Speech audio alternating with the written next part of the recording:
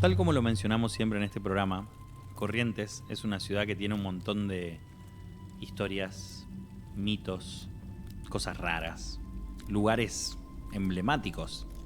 Sin ir más lejos, somos la tierra del Gauchito Gil, un personaje que, si no me equivoco, hasta en la ciudad de Brooklyn, en Nueva York, hay grafitis del Gauchito Gil. Gran correntino. Pero hoy no vamos a hablar del gaucho, vamos a hablar de un poco más cerca de Capital, de un edificio, una casa o prácticamente una mansión, y hasta diría la mansión de esta provincia, llamada la Mansión de Invierno, que se encuentra ubicada o se encontraba ubicada en Empedrado. Para los que no conocen, Empedrado es una ciudad una ciudad o un pueblo prácticamente muy bello, que da al río, que tiene barrancas. Pero tiene una particularidad muy especial que va a venir a esta historia como anillo al dedo. Tienen un microclima muy particular durante el año, que cuando en los países europeos era invierno, acá era verano, y el clima era buenísimo. En 1914 empezaron la construcción del famoso predio que se iba a llamar la Mansión de Invierno. Existen fotos actualmente de lo que fue. Era un edificio antiguo, múltiples plantas, 2 subsuelos, casino en el medio, muelle para múltiples barcos y hasta una escuela para los chicos que vivían ahí. Toda la aristocracia y la realeza europea se regocijaba con venir de vacaciones a la Mansión de Invierno en un pequeño pueblo en el medio de la nada en Corrientes llamado Empedrado. De más está decir que el edificio estaba lleno de diseño art déco, vitrós, cosas de oro, candelabros, arañas gigantes y un montón de detalles que uno diría, ¿qué hace todo esto en el medio de este pueblo? Si bien hay muchas historias que dan vuelta alrededor de la Mansión de Invierno, la misma no duró más de un año. Es más, al poco tiempo de haber terminado su construcción, se la tuvo que demoler totalmente. Se desmanteló todo y muchas de sus partes fueron subastadas, vendidas o robadas por personas del pueblo. Es más, el Instituto Nacional del Cine, INCA, hizo un documental hace unos años que se llama Mansión de Invierno se busca, donde entrevistaron a muchas personas del pueblo que mostraron las cosas que ellos tenían de su familia que fueron recuperadas de la destruida Mansión de Invierno. Ahora, la pregunta del millón es, ¿por qué se destruyó? Hay muchas teorías que dan vuelta y hay muchas leyendas, pero hay una en particular que a mí me pega más cerca y es porque involucra a mi abuelo. Mi abuelo, que en paz descanse, Cookie Costa, le encantaba pescar. Tanto así que se iban a pescar con amigos a distintas partes y Empedrado era un gran destino para pescar. En mi casa hay unas cuantas reliquias de mi abuelo, pero hay una reliquia que nunca mostramos, que nunca sacamos y que está guardada por una cuestión de respeto a personas que se pueden llegar a ofender. Esta, que ni siquiera me gustaría llamarla reliquia, tiene un factor de reliquia familiar porque mi abuelo la encontró, pero es una placa de metal que tiene la esvástica nazi grabada. Esa placa de metal con la esvástica no vino de cualquier lado.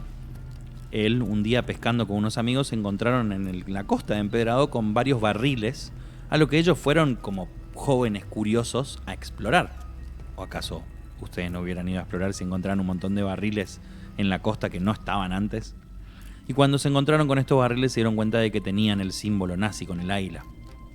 En el medio del Paraná, al lado de Empedrado. ¿Qué hicieron este amigo y mi abuelo?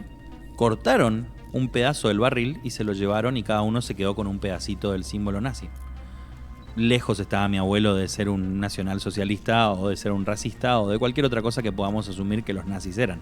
Pero era muy raro que en Empedrado, en el medio de un pueblito, uno encuentre un barril nazi, que probablemente era un barril de nafta nazi.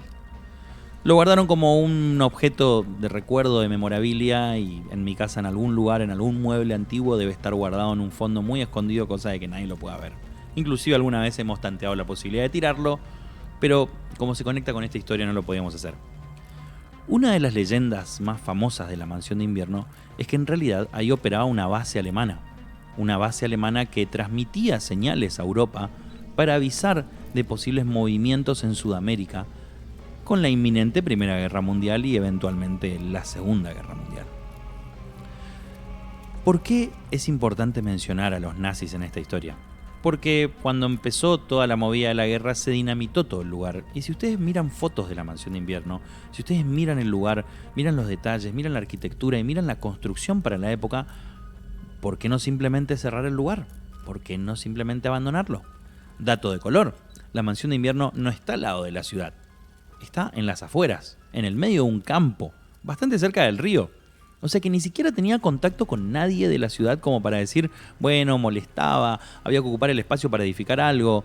Es más, hoy es una propiedad privada la cual no dejan ingresar a nadie. Pero algunas personas, por el río, han entrado a la Mansión de Invierno. La leyenda más grande o el mito más grande era que eso era una base nazi, que tenía mucho dinero alemán y que cuando los enemigos se enteraron, mandaron a dinamitar ese lugar, mandaron a destruir el lugar para que no queden registros. Es más, algunos documentos hablan de que tenía una antena de radio de las más avanzadas de Argentina para ese momento, lo cual te da la pauta de que si efectivamente se estaban transmitiendo señales de radio, probablemente todo venía de la mano.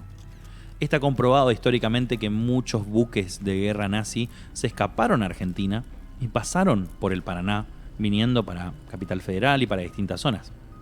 Es esperable que capaz alguno de esos buques perdió su cargamento de nafta, pero lo interesante es que estos barriles de nafta estaban en Empedrado, justamente muy cerca de la zona de la Mansión de Invierno. Hoy la Mansión de Invierno no son más que ruinas, a la cual la naturaleza ya casi se la ha comido enteramente. Quedan algunas escalinatas, algunos pilares, algunos pequeños detalles de lo que alguna vez fue quizás el edificio más emblemático de Argentina en ese momento, porque vale recalcar que muchas de las cosas que se subastaron, como por ejemplo el candelabro más grande que tenía, se encuentra hoy en el Casino de Mar del Plata, en el emblemático Casino de Mar del Plata. Solamente para dar un poco de contexto de lo importante y lo imponente que eran las cosas que existían dentro de esta mansión.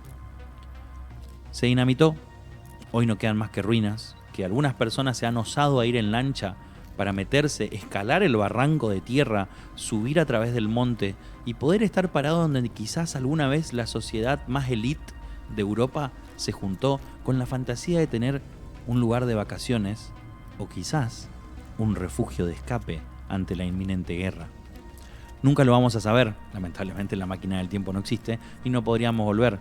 No se han encontrado documentos sobre la Mansión de Invierno, ya que probablemente todos estaban adentro de la mansión cuando se dinamitó.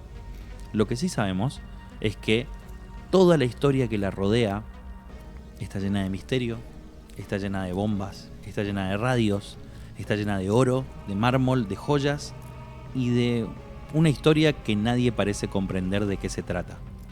Ahora, hay un dato que muy poca gente sabe y que hasta me da un poco de miedo contarlo, porque tengo miedo de que la gente quiera ir a la Mansión de Invierno ahora.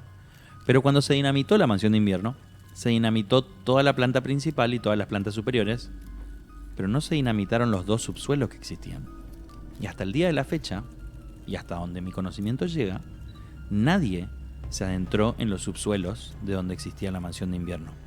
Lo cual significa que probablemente dentro de ese predio y dentro de esas ruinas, hoy existan todavía vestigios, documentos, joyas o inclusive algún que otro cuerpo de alguien que quedó desde esa época en ese subsuelo enterrado. No lo vamos a saber y probablemente sea uno de los misterios más grandes de Corrientes.